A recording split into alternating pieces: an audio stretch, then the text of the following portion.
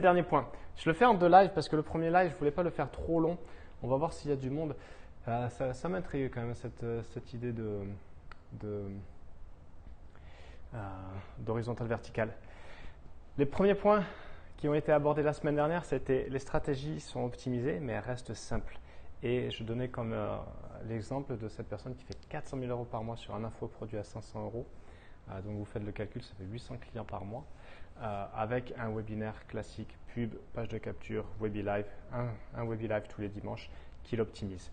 Et ça, c'est vraiment hyper intéressant. Et je donnais aussi l'exemple de Ty Chris qui ajoutait tout simplement bêtement des gens sur LinkedIn pour les contacter ensuite pour pour créer sa boîte qui est maintenant valorisée à 50 millions d'euros. Donc, comment moi je vais l'appliquer?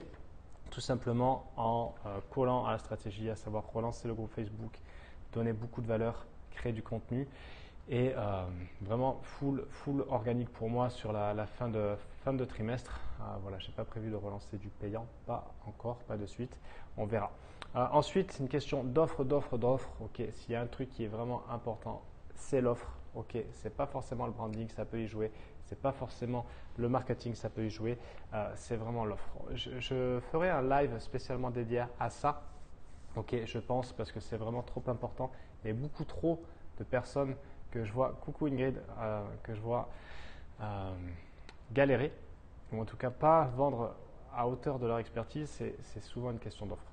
Ok, ensuite, le mindset de vie ne se raconte pas. C'était vraiment intéressant de voir ça, que les personnes n'étaient pas dans le dev perso, mais étaient quand même sensibles à ça, sans toutefois en faire leur fonds de commerce. Et ils vivaient leur mindset, ils ne le racontaient pas forcément. Ça, c'était intéressant. Les personnes brassent beaucoup d'argent, mais c'est surtout pour vivre et ils ont vraiment compris ça, j'ai l'impression. Peut-être par rapport à avant, peut-être parce que je pense qu'il y a vraiment des égrégores et des prises de conscience générales, comme la théorie du centième singe par exemple. Et vraiment, ce que j'ai ressenti, c'est que les gars, et bien sûr ils voulaient faire l'argent parce que c'est le but d'un business, mais ils savaient pourquoi et ils étaient animés derrière avec autre chose que l'argent qui est un moyen. Avec des mecs très simples, focus, tranquilles. Les opportunités sont partout pour qui décide de les voir. Voilà. Et d'ailleurs, ça, j'ai mis à contribution parce que c'est bien, je fais ce genre de live aussi pour moi. J'ai mis ça à contribution. 36-15 ma vie. Un de mes objectifs, c'est d'agrandir mon réseau en local. J'ai commencé à prendre des contacts hier, chose que je freinais depuis de longs mois. Je me suis inscrit à un event la semaine prochaine, donc ça y est, je commence à mettre les mains dedans et le premier pas est fait. Justement, le premier point que je voulais aborder aujourd'hui, c'était que, et je l'avais lu dans je crois que c'était un proverbe chinois, c'est que rien n'est impossible à partir du moment où c'est découpé en petites actions. Et on l'a vu notamment avec Ty Chris, je reviens avec lui parce qu'il m'a beaucoup inspiré ce gars. Quand il veut sauter de la Tour Eiffel en roller, c'est impossible, il se heurte à l'administration française et vous la connaissez tout aussi bien, voire mieux que moi, que ça peut être vraiment laborieux. Quand il a lancé sa boîte et il faisait de l'ajout LinkedIn tout simplement de la stratégie organique, et en fait on peut, et je l'ai vu par exemple moi je l'ai senti aussi, je le raconterai également sur mon profil, mais par exemple sur les événements en live sur le réseau, je me faisais toute une montagne parce que j'arrivais pas, ou je voulais pas voir les 200 prochains mètres de Lowest Hanging Fruit, vraiment la première action toute simple pour faire tomber en fait ce gros flou de l'action globale et de ce qu'on veut faire. Dit autrement, tant que c'est trop gros, tant que l'objectif nous paraît trop gros, trop loin, trop dur, on ne va pas pouvoir passer à l'action. Le but du jeu, c'est vraiment de le découper en petites actions et pas se projeter pas se projeter trop loin parce que se projeter trop loin sur oui, ok, comment, qui je suis dans 12 mois et quelles décisions je prends, ça c'est important pour vraiment un peu se projeter un peu en mode Ascension et vraiment agir maintenant comme on veut agir demain et être demain, ça c'est important. Mais souvent ce qui bloque c'est par exemple la peur de réussir, et ça j'ai entendu de nombreuses fois, c'est ok, mais en fait si je fais trop de ventes, comment ça va se passer derrière, je ne vais pas pouvoir assurer. Et ça, c'est incroyable parce que la personne a fait peu ou pas de ventes et elle se projette déjà sur, ok, mais comment je vais faire quand je vais avoir 10 clients en même temps? Mais commence par en avoir un déjà, puis un deuxième et un troisième, et après tu t'organises. Ça me fait rire parce que je pense que si on est très honnête, chacun sur des domaines, sur quel que soit le domaine de vie, ça peut être, on peut s'y retrouver. Par exemple, cette semaine, une autre chose devant laquelle je reculais depuis de longs mois, c'était investir des premiers euros en bourse. Voilà, en bon père de famille, je vais bon père de famille sur des actions très safe, très sûres. Je le repoussais parce que ça me paraissait tellement compliqué, il fallait savoir tellement de choses, etc. Et en fait, la première chose, il y a début d'été, j'ai ouvert mon compte. Je ne pouvais pas valider parce que je n'avais pas mon numéro de téléphone local, enfin en tout cas d'ici.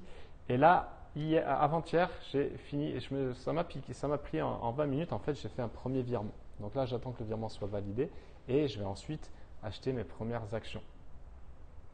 Ça fait un an que j'y pense à ça.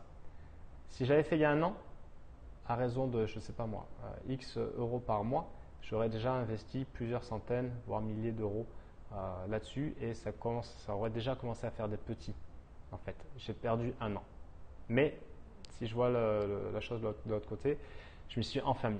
Et ça, c'est vraiment, je pense que c'est une chose capitale. Ty Chris, quand il veut monter sa boîte de télécom alors qu'il n'y connaît rien et qu'il a besoin d'ingénieurs, il clique sur ajouter sur LinkedIn en fait. C'est tout con. C'est vraiment tout con. Vraiment découper les actions et avant de penser à 10 clients, de penser au premier client, au deuxième, au troisième et après on s'organise. Et après ça devient fluide. Il y aura de la résistance, mais en tout cas on est dans le mouvement en fait.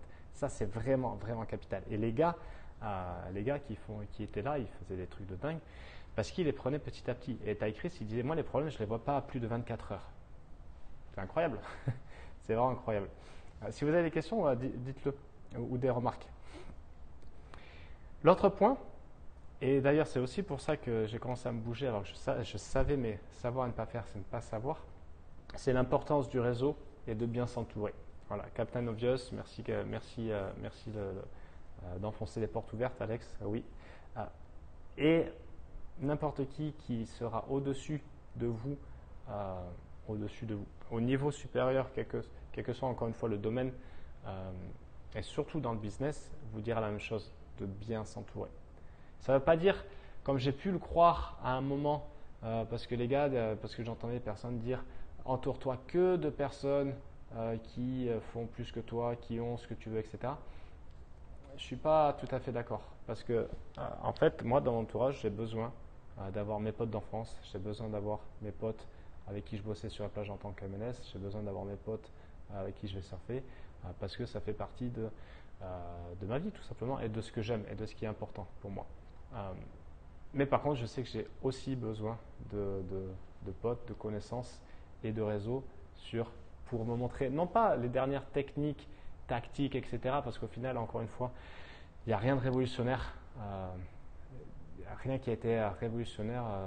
Il y a eu le webinaire automatisé. Bon, il y a des stratégies nouvelles, voilà, selon les tendances, etc., les groupes Facebook, blablabla. Mais au final, tout est toujours la même chose. C'est pas tant sur la tactique, c'est juste pour baigner dans une atmosphère avec des personnes pour qui c'est normal ce que nous on réalise et qu'on considère encore comme exceptionnel en termes de CA, en termes même dans le milieu du sport. Voilà, c'est bien sûr. Typiquement, l'exemple qui me vient, c'est que mon fils Eden, un de ses meilleurs potes, son meilleur pote, c'est un Anglais. Je blague. Qui a le même âge que lui, à 2 mois près, et qui a un petit frère d'1 an de moins. Ben, en fait, le petit frère, il est beaucoup plus débrouillard que son grand frère au même âge. Pourquoi? C'est évident, parce qu'il ne fait que traîner avec des enfants plus grands. Donc forcément, il assimile, il intègre, tac, tac, tac. Il est poussé. Il est poussé à bouger, à passer à l'action. Tiens, il court, il marche, attends, moi je vais me bouger, etc. Ça marche exactement pareil en fait. Ça marche exactement pareil. Et quand on sait que la vie est mouvement, s'il n'y a pas de mouvement, ben, c'est fini. Et il y aura toujours mouvement, soit haussier, soit baissier. Ok. Donc c'est vraiment la responsabilité de chacun de faire en sorte que, non pas dans le too much, non pas dans se brûler, mais de toujours faire en sorte d'être tiré vers le haut, naturellement vers le haut, parce que l'évolution, c'est le principe même de croissance. Et l'évolution, c'est le principe même de la vie aussi. Donc c'est vraiment important ça. Ça, c'est vraiment ce point, encore une fois, Captain Obvious, Alex, mais quand, là, ça m'a vraiment permis de l'intégrer à un autre niveau. Voilà. Un autre point, c'est là encore que je savais, mais qui a vraiment pris une autre saveur, encore une fois, c'est passion plus travail égale, j'ai écrit passion plus travail égale boom. Ça, la liste, je l'ai faite à l'aéroport quand j'attendais l'avion. Quand j'attendais l'avion, je les ai écrits. Non, j'étais dans le RER. Bref, on s'en fout. Voilà. J'ai noté ça. Passion plus travail égale boom. C'est-à-dire que vivre sa passion, oui, ok, bien sûr, vous l'entendez, mais ça suffit pas en fait. Et on le voit, ceux qui restent dans le game, ceux qui restent dans le jeu, ceux qui continuent à être là, c'est ceux qui travaillent. Ok. Perso, j'ai jamais vendu la facilité, je vends la simplicité. C'est pas pareil. Beaucoup ont vendu la facilité, beaucoup ont cru en la facilité d'un business en ligne, et c'est vrai que je l'ai vu, il y en a qui ont des boîtes de déménagement, il y en a qui ont des boîtes de produits et de services en dur, à l'ancienne. Putain, jamais je me lancerai là-dedans. Faut jamais dire jamais. Mais je me dis, c'est tellement facile notre activité de coaching, d'accompagnement, de service en ligne. On est chez soi, on peut chiller, mais ça peut être vraiment presque trop facile parce que moi, je sais que quand j'étais employé, mais j'avais pas. Alors, bon, j'ai fait un CDI de 18 mois dans ma vie. Donc, je ne suis pas un exemple. Enfin, si, je suis peut-être un exemple dans l'autre sens, justement. Quand j'avais pas envie d'aller bosser, surtout quand je faisais les nuits à Malte, 21h, 8h du matin, ben, j'allais quand même bosser, en fait.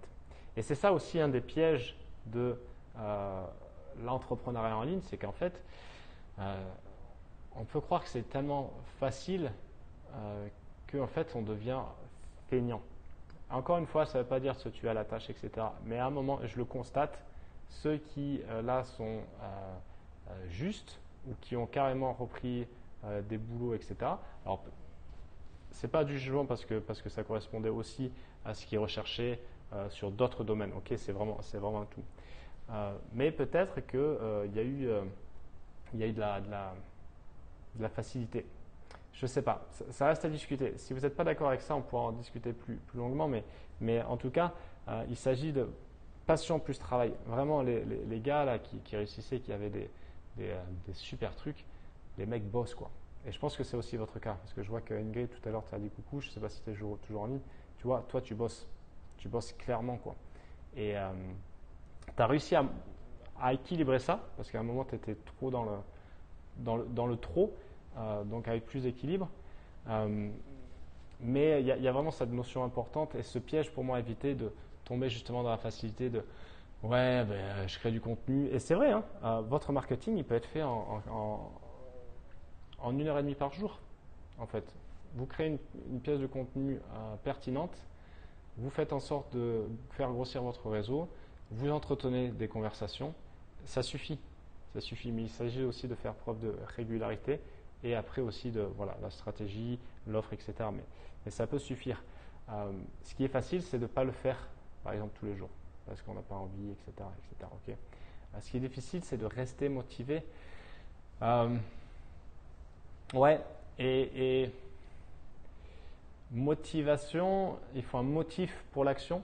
Et j'aime croire que quand on parle de motivation, ça vient de l'extérieur. Alors que quand on parle d'inspiration, ça vient de l'intérieur. C'est pour ça que c'est important aussi. Et c'est normal, hein. Moi, par exemple, l'été, comme tu le sais, Ingrid, l'été, j'ai envie de rien faire. Parce que j'ai aussi compris que je fonctionnais par cycle. Et cet été, j'ai été complètement OK avec le fait d'assurer mes appels clients, ça c'était cool. De créer du contenu léger, mais c'est tout. Et forcément, ça s'est ressenti. Et j'étais OK avec ça parce qu'en fait, je fonctionne par cycle. Et l'été, pour moi, c'est synonyme de plage. Et d'y aller tranquille, surtout quand je suis à la maison. Donc il y a ça, mais après il y a aussi le fait que qu'est-ce qui peut être plus inspirant. Et c'est pour ça, tu vois, ça c'est hyper intéressant et ça mériterait conversation parce que j'ai changé avec une copine que j'aime beaucoup.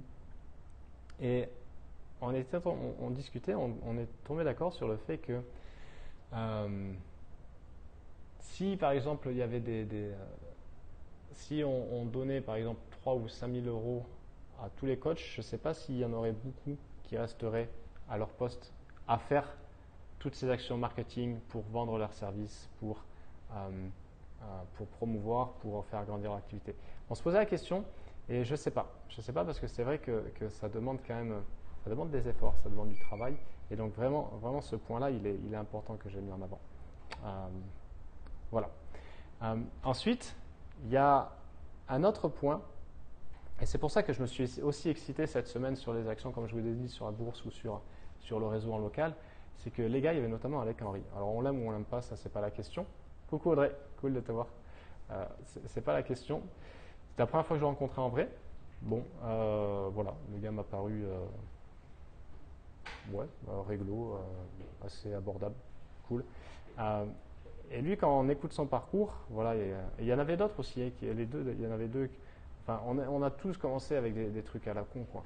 Moi, je me souviens quand on était à Lane ou quand je bossais pour l'Irlandais, j'étais payé 7 livres 50 $. Mais bon, et sûrement vous aussi, ils se sont tous lancés avec audace, ils ont appris sur le tas, ils ont fait des erreurs et ils ont recommencé en fait, tout simplement. Donc vraiment, il n'y a pas de secret, encore une fois. Et Audrey, j'imagine que tu as des exemples aussi avec ton histoire. Ingrid, je sais que tu en as aussi. Et vraiment, ça marche comme ça. Et l'audace, ça veut dire quoi? Ça veut dire ne pas hésiter peut-être à bluffer tant qu'on sait que derrière, on peut délivrer. Okay, moi, je donne souvent l'exemple de la première vente d'accompagnement que j'ai faite. La première vente que j'ai faite, je lui ai dit, ok, tu auras des vidéos pour travailler, on commence lundi. J'avais rien du tout en fait. J'avais rien du tout. Et j'ai passé le week-end à organiser les premières vidéos. Elle s'en fichait parce qu'elle voulait juste les premières vidéos pour son étape 1. L'étape 10, elle n'en avait pas besoin. Vous voyez, donc ça c'est vraiment important. Et il y a un autre exemple, mais peut-être que j'en parlerai plus tard, qui me fait sourire, mais pour moi il est là le vrai fake it until you make it. C'est pas genre vendre quelque chose qu'on ne sait pas faire. C'est savoir qu'on peut aller à cet autre niveau et provoquer en fait la chose. C'est vraiment provoquer la chose. Par exemple, avec alors Anne-Claire, coucou. Ce qui est super inspirant, ce sont les histoires de chacun au-delà de la vitrine à succès. Mais oui, mais tout le monde, hein, on a tous des histoires. Alors, c'est vrai que des fois, ça devient un peu lassant de voir sur les réseaux sociaux, en plus avec toujours la même structure le voyage du héros. Voilà, j'étais au fond du seau, un peu en mode film d'Hollywood, quoi. Mais de toute façon, ils sont tous construits sur le même modèle. Hein. On regarde Harry Potter, on regarde Le Seigneur des Anneaux, on regarde n'importe quoi, c'est toujours. Et les dessins animés sont pareils. Le Roi Lion, c'est toujours pareil. Ça commence bien. Mais c'est un peu à l'ancienne. Comment on appelait ça en cours de français? J'imagine que vous avez vu ça aussi. L'histoire, le protagoniste, l'élément perturbateur. Et après, voilà, ça repart. Mais on a tous à notre niveau des histoires qui font que ouais, on a quelque chose à raconter. Et ça, c'est important aussi de les raconter. Voilà, pas en jouant sur le drama, pas en jouant sur le pathos, pas en jouant sur vouloir faire pleurer l'audience, mais c'est important aussi de partager ça. Et aussi, souvent, enfin régulièrement, quand on dit ah, attends, ça marche pas parce qu'on veut toujours plus, quand même, mine de rien. Regardez derrière et se dire bon, c'est vrai que quand même, il y a eu du progrès parce que où est-ce que vous étiez il y a 5 ans? Le rythme dramaturgique. Merci Anne-Pierre. Où est-ce que vous étiez il y a 5 ans? Ça peut être intéressant. Où est-ce que vous étiez il y a 5 ans? Parce que moi, je sais que quand je regarde il y a 5 ans, il y a quand même eu des avancées. Alors, moins que d'autres, plus que d'autres aussi. Mais bon, là, l'idée, c'est pas du tout de se comparer. Mais c'est vraiment important. Et par rapport à ça, j'avais une anecdote sur apprendre sur le tas, mais je me souviens plus ce que c'était. Oui, ça me fait penser que en fait, tout fonctionne comme ça, quoi. Vraiment, tout fonctionne comme ça. Je prends souvent aussi l'exemple, par exemple, d'un joueur de foot qui joue, on va dire, qui est très bon, qui joue dans un club moyen. Il est recruté par un gros club qui va jouer la Ligue des Champions, etc. Le mec, 2 mois après, une fois il est recruté à l'été, il était en Ligue 2. En septembre, il se retrouve en Ligue des Champions au plus haut niveau international. Et il se pose pas la question, en fait. Il est juste sur le terrain, et il fait ce qu'il a à faire. Il court, il tacle, il passe la balle. Et, euh, et voilà, il est à ce nouveau palier. Voilà, il ne s'est pas dit ah, mais en fait, qui je suis pour y aller, etc. C'est hyper intéressant. Voilà. Il y a aussi un point intéressant qui a été mis en avant, c'est, d'ailleurs c'était Alec Henry qui dit ça, que le meilleur apporteur d'affaires pour lui, c'était son personal branding. Et donc il donnait son exemple que ben voilà, il s'est vraiment créé son image dans le sens où ben, quand il a commencé, en fait, il avait des petits boulots alimentaires, c'était pas ouf. Et c'est un peu comme Sam Ovens hein, également. D'ailleurs, bon, je pense qu'Alec Henry s'est beaucoup inspiré de Sam Ovens sur le consultant, mais c'est une autre histoire. Dans le sens où, ok, comment je me vois dans 5 ans, dans 10 ans, comment je veux être reconnu. Une des questions, mais d'ailleurs, Anne-Claire, toi qui as bossé avec Pascal, tu dois être maintenant calé là-dessus. Une des questions, c'est du personal branding, c'est ce qu'on dit de moi quand je ne suis pas dans la pièce. Et le gars, en fait, ben, il s'est créé son image. Costume, bien fringué, tout le temps bien sapé, etc. Alors moi, clairement, je fais ça ira pas avec moi. Mais parce que c'est pas mon énergie, c'est parce que j'ai envie de représenter et parce que c'est pas moi, tout simplement. Mais c'est intéressant de noter que, par exemple, un gars comme Sam Ovens, vous avez dû tous la voir, cette pub, parce qu'il a inondé le marché, c'était en 2018, où il était avec une veste bleu roi, bien coiffé, vraiment en mode voilà, consultant haut de gamme, etc. Et en fait, il a avoué après que cette veste, il a détesté. Il détestait cette image qu'il dégageait, mais parce que pour lui, pour envoyer un message fort sur son audience, sur le marché au niveau mondial, c'était important pour lui de construire ça. Et maintenant, il a complètement changé. Il a fermé sa boîte qui faisait 50 millions par an, mais qui avait des dizaines d'employés. Il s'est installé au Canada avec sa femme et son gosse. Et il a une petite boîte où ils sont 3 ou 5 qui fait 6 millions par an. Et, bref, il a complètement brillé. Et surtout, il a les cheveux ici, en mode short t-shirt, et il est comme ça, quoi. Parce que c'est le vrai Sam Ovens. Mais oui, voilà. Avoir l'image, c'est vraiment une histoire de posture cohérente avec son pourquoi. Voilà. Mais contre-exemple avec Sam Ovens, où il s'est créé cette image, mais au final, il n'a pas tenu. Ça a duré 3 ans. Au final, c'était pas lui. Et peut-être que ça lui a coûté cher en interne. Enfin, je veux dire, ouais. Peut-être qu'il y a eu une grosse remise en question. Enfin, c'est pas peut-être, parce que quand on voit le virage presque à 180 degrés qu'il a fait avec ses entreprises, il y a dû avoir quelque chose il a dû sentir qu'à un moment, c'était plus pour lui, quoi. Donc, mais en tout cas, pour revenir à ça, le meilleur apporteur d'affaires, c'est mon personal branding, avec bien sûr une vraie expertise. C'est intéressant. C'est intéressant parce que c'est vrai que, mine de rien, si je vous parle de vente, peut-être que vous avez pensé directement à quelqu'un.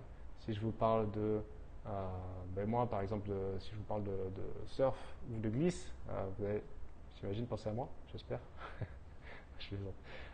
Et c'est vraiment ça. Comment vous voulez être perçu, comment vous aussi, quelle est la posture que vous voulez avoir. Et de plus en plus, ce qui est un avantage est aussi un défaut, dans le sens où dans notre domaine, la barrière à l'entrée est quasi inexistante maintenant. C'est-à-dire que n'importe qui peut faire ce que je fais, okay, ou ce que vous faites. Donc c'est cool parce que c'est facile à entrer, mais après pour se démarquer, ça devient un tant soit peu plus challengeant. Et comment choisir pour le prospect, la personne qui est intéressée entre des milliers, des centaines, des dizaines de personnes qui ont la même offre. Ça va aussi jouer sur le personal branding, sur ce qu'on dégage, sur le contenu, sur le message, sur la posture qu'on dégage. Et vraiment, à offre égale, on part toujours avec quelqu'un qui nous inspire le plus. Je la trouve vraiment puissante, cette phrase, parce que, voilà, des fois, tout simplement, il y a des personnes qui disent, je suis parti avec elle parce que je la trouve hyper inspirante et j'aime son énergie. Et bien sûr. Donc, il n'y a pas une énergie meilleure qu'une autre, hein, dans le sens où quelqu'un qui va être moins ouvert, plus réservé, qui peut-être va utiliser Twitter au lieu d'Instagram ou de live Facebook, il va attirer les personnes qui vont être dans cette énergie de pas forcément être tout feu, tout flamme, paillettes, etc. Donc c'est vraiment important ça. Je trouvais ça assez pertinent.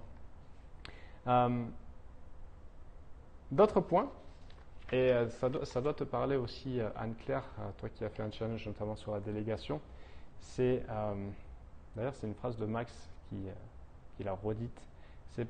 L'idée, c'est pas de réfléchir à comment je vais le faire, mais qui va le faire. Et ça, j'ai commencé à le comprendre quand, avant la naissance de mon fils, j'étais vraiment au four à moulin, je m'étais formé au marketing, notamment j'avais beaucoup appuyé sur la pub Facebook et je le faisais donc pour moi, avec un certain succès et aussi pour des clients. Je me souviens notamment de Zala, avec qui j'avais travaillé, on faisait du x10. C'était incroyable. Bon, c'était avant iOS 14 et compagnie, mais elle mettait 1 euro dans la machine, il y avait 10 qui tombaient derrière. Truc de dingue. Et après, avec l'arrivée du petit, j'ai voulu déléguer. Et en fait, c'est là où j'ai compris que après, on peut entrer dans le mode, pas forcément agence, mais dans le mode voilà, petite équipe, structuration, etc. Mais on n'a pas besoin de rester tout seul. Et selon les besoins de l'audience en face, de la personne en face, il suffit juste de mettre les bonnes personnes au bon endroit. C'est-à-dire que là, j'ai trouvé Adrien avec qui on continue de travailler pour la partie délégation. Il y a Maureen qui est là aussi pour la partie plus process, structuration, etc. Et en fait, c'est vraiment ça, c'est que le leader, au final, il mobilise les talents qu'il n'a pas et qu'il ne veut pas forcément avoir. C'est-à-dire que, par exemple, si vous voulez vendre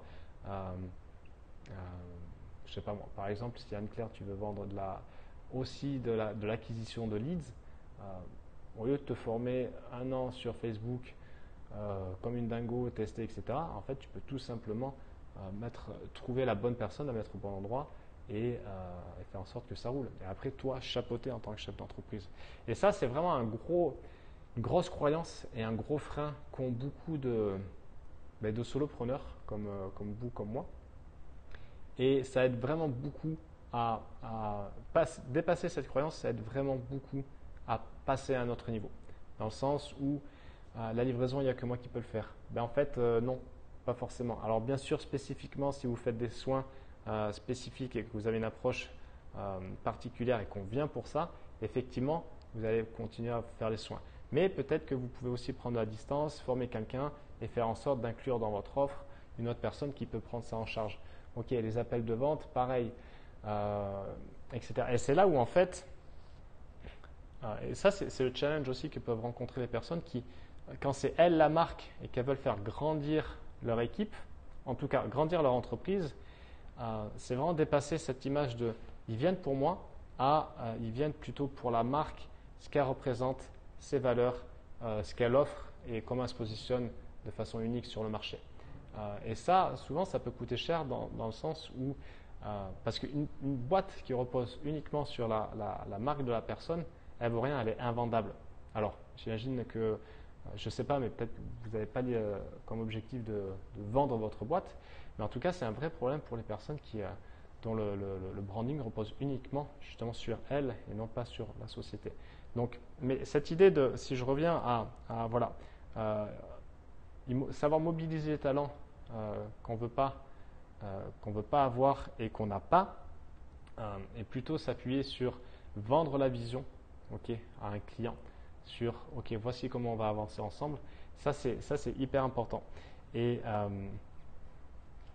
c'est ce que j'ai retenu notamment de ce point avec Max et son équipe. Voilà, je ne sais pas si vous avez des questions par rapport à ça, mais c'était vraiment rien de révolutionnaire, hein, je sais. Mais en fait, il y a toujours des niveaux de compréhension et d'intégration et de prise de conscience différents. Et à chaque fois, c'est pour ça que c'est intéressant, par exemple, de relire certains livres. Je me suis beaucoup calmé d'ailleurs sur la lecture. Enfin bon, j'en lis à peu près 1 par mois, mais je prends beaucoup plus le temps et surtout, je n'hésite plus à revenir sur certains qui sont vraiment excellents. C'est vraiment, rien n'est impossible quand découpé en petites actions du quotidien. L'importance du réseau.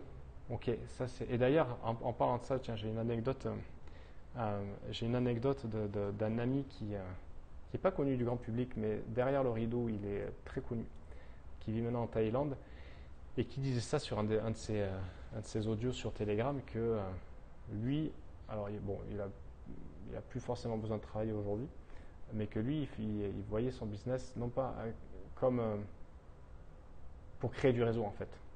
Et c'est après ce réseau-là qu'il a des histoires de dingue. Il a intégré des réseaux absolument incroyables, bon, parce qu'après il est très bon aussi pour ça, donc il s'appuie naturellement sur ses forces, mais lui il disait qu'en fait le but du jeu c'était vraiment de se créer un réseau solide. Et ça je l'ai négligé jusqu'à présent, trop, en tout cas j'ai pas mis suffisamment l'accent dessus, et je considère ça comme une erreur, dans le sens où, alors bien sûr je sais que j'ai remis un peu plus l'accent dessus en début d'année. Je vais accélérer sur Q4, mais c'est vrai que c'est hyper important de savoir, ne serait-ce que par exemple, si on veut commencer à déléguer, à créer une petite équipe pour remplir un besoin en face, ça peut être vraiment pertinent de savoir sur qui on peut compter. Okay, et de vraiment créer de l'émulation et de vraiment créer des partenariats, des échanges.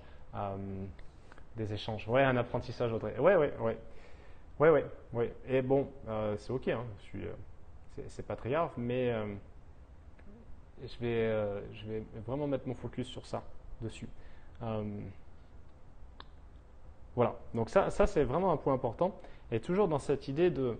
Ma femme, elle me le raconte quand... Elle s'est lancée à son compte, alors très rapidement, elle s'est lancée à son compte en février, elle a fait 4 ans en tant que salariée ici, podologue aux Émirats. Et elle s'est lancée à son compte, donc février, en rejoignant la clinique d'un ami à nous qui est dentiste et qui a une polyclinique. Donc il y a des kinés, des ostéos, des dentistes, etc., etc. Et donc elle a dû se créer une clientèle. Et février, mars et encore aujourd'hui, elle continue. En fait, elle a poncé tous les prescripteurs possibles. Médecins en tout genre, autres spécialistes de la santé. Elle est allée les voir, mais et en fait, ça paye ses fruits parce qu'elle fait du travail de qualité. Elle sait renvoyer l'ascenseur et elle sait donner avant aussi de recevoir. Et elle voit qu'il y a des personnes en fait qui sont qui ont. Alors, elle n'a pas de leçon à donner, hein, mais c'est intéressant parce qu'ils sont là que pour prendre et pas pour donner. Et c'est hyper intéressant. C'est hyper intéressant de voir ces différentes dynamiques parce que là, ça y est. Elle a beaucoup douté, donc il y a eu février-mars, le temps que ça se lance, etc. Après, ça a été le ramadan, donc hyper calme. Après, début l'été, on l'a passé en France, elle est rentrée un peu. Là, boum, septembre, elle a dépassé pour la première fois son ancien salaire, qui était un bon salaire. Et octobre, elle est rentrée, on n'est même pas à la fin de mois là, on est le 19, d'ailleurs c'est son anniversaire aujourd'hui. Et 30 ans, c'est beau. Et elle va de nouveau faire son meilleur mois. Donc voilà, la machine est lancée parce qu'elle a su créer son réseau, parce qu'elle a su créer des liens de confiance, parce qu'elle a montré son expertise, parce qu'elle est allée parler à droite à gauche, parce qu'elle a donné beaucoup sur des rendez-vous et gratuitement, et qu'elle a envoyé des clients, des patients, on parle de patients, et que naturellement ça revient. Ça revient. Donc c'est vraiment intéressant sur ça. Autre point, donc, passion plus travail égale boom. Voilà, dans le sens où on n'a rien sans rien. Okay, c'est pas un appel à bourriner, mais à un moment, quand on sait ce qu'on veut et qu'on est déterminé à l'avoir et pas juste intéressé, il s'agit d'y aller en fait. Il s'agit vraiment d'y aller. Et ensuite, par rapport à se lancer avec audace, ouais, merci Ingrid. Voilà, au diable la peur. Et vraiment, voyez quelle petite action pourrait faire tomber cette peur. Parce que l'immobilisme, après, quand on est dans la confusion, ça amène à l'immobilisme, et l'immobilisme, c'est la fin en fait. Et je le vois, hier, je me suis excité, lundi, je me suis excité pour faire mon premier dépôt sur un broker. J'ai tâtonné, j'étais pas hyper serein, j'ai regardé des tutos sur YouTube. YouTube, c'est génial. Et je l'ai fait. Voilà, bon, on va voir. Hier, je me suis excité et en 20 minutes, j'ai fait plus d'actions en 20 minutes que sur les 6 derniers mois pour cette idée d'aller réseauter en local. Et c'est dingue. Quand j'y pense, je me dis, oh là là, mais ça tient à rien, quoi. C'est juste, ok, la peur, on la met là, et puis basta. Et puis c'est qu'un email, c'est qu'un message, et c'est pas grand-chose, quoi. Donc voilà ce que je voulais vous partager. Je ne sais pas s'il y a des questions, des retours, ce que vous retenez de ce nouveau live. En tout cas, de mon côté, ça aurait été vraiment un plaisir de vous partager ça. Alors, il y a eu plus que 11 points, on a dû avoir 12, 13 ou 14. Mais Mais voilà, et vraiment des points, encore une fois, basiques, je vous apprends rien, sûrement que je vous apprends rien, mais j'espère que ce que je vous partage sur des anecdotes perso, des anecdotes que j'ai pu entendre à droite à gauche, euh, vont vous parler, vont faire écho chez vous, de façon à peut-être avoir cette petite prise de conscience nouvelle, cette petite nouvelle lecture qui peut vous amener à une petite action qui peut derrière déclencher autre chose. Ouais, ce qui reste, ouais. Mais tu sais, Anne-Claire, j'avais vu une vidéo il y a quelques années. Je ne sais plus qui avait interviewé tous les gros dinosaures, les dinosaures à l'ancienne du web français. Je me souviens plus qui y avait, mais c'était vraiment à l'ancienne, quoi. Et les gars, tous sans exception, ils n'étaient pas interviewés au même moment. Ils disaient, ben, en fait, le but du jeu, c'est de rester. C'est juste de rester. Il va y avoir, si je reprends des analogies surf et océan, il va y avoir des marées hautes, il va y avoir des marées basses, il va y avoir des accalmies, il va y avoir 10 jours de tempête avec une grosse dépression, il va y avoir un anticyclone, il va faire beau, il va faire froid. C'est juste de rester en fait. Pas rester immobile, mais rester dans le jeu et continuer. Voilà. Et ça, j'avais trouvé ça. Et les mecs, c'était des gros dinosaures qui pesaient plusieurs millions, quoi, chacun. Voilà, c'est juste de rester. À condition, bien sûr, d'être certain et de savoir aussi se remettre en question, d'être certain que c'est toujours ça qui nous anime, que c'est ce qu'on veut, que c'est en accord et en lien avec le fameux pourquoi. Okay, et c'est pour ça que aussi c'est totalement ok d'arrêter tout, de repartir dans le salariat si ça va nourrir d'autres besoins et si c'est plus en cohérence avec qui on devient aussi. Voilà. Ouais. Ouais. Et tu sais, Ingrid, peut-être que je finirai là-dessus, mais donc c'est intéressant parce que j'ai remarqué que juillet-août, quand je rentrais en France, euh, ma routine, je l'envoyais balader. Parce que je sentais que j'en avais pas besoin. Parce que j'étais nourri par. Alors, à tort, hein, à tort ou à raison, je sais pas, mais en tout cas, je le sentais comme ça.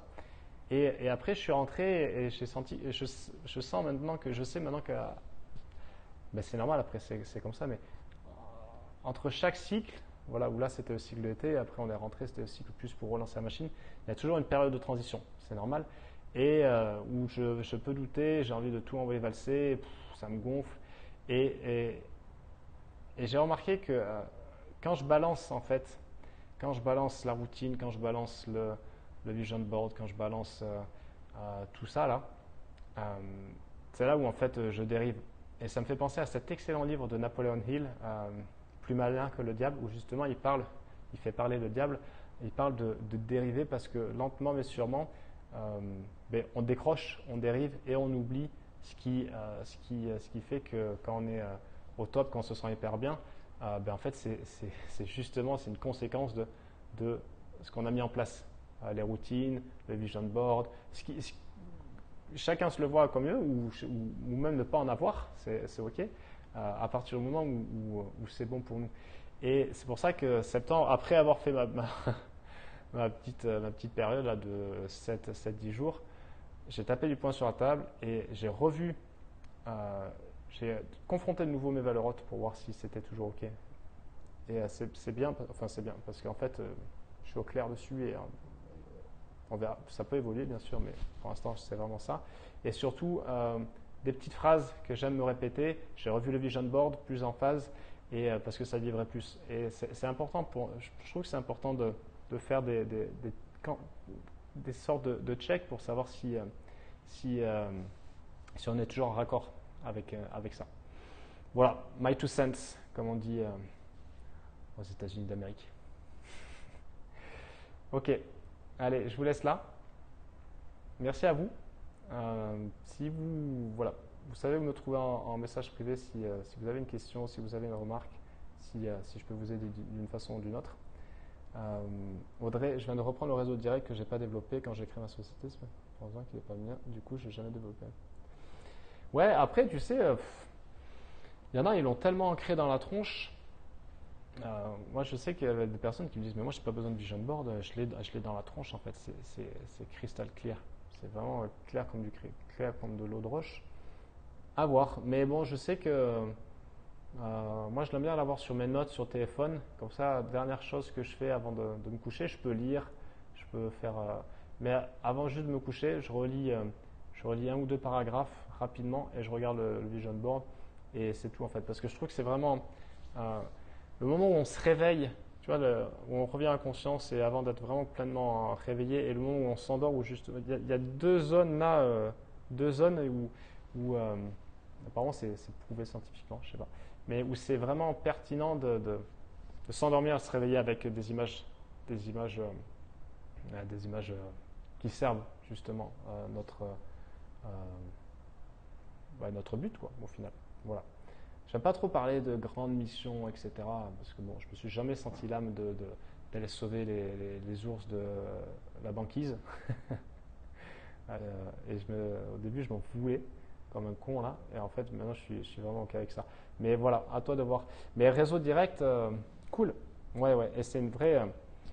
En fait, encore une fois, voilà, ça revient au point 1. Les stratégies sont certes optimisées, mais elles restent simples. Tu vois, réseau direct, bien sûr que ça fonctionne. Ça fonctionne à partir du moment où tu te montres, tu fais preuve de régularité, tu sais donner de la valeur et tu t'appuies sur tes forces et tu avances comme ça, quoi. Voilà. Ok, allez, je vous laisse là. Merci à vous et je vous souhaite une belle fin de journée et je vous dis à très vite. Salut!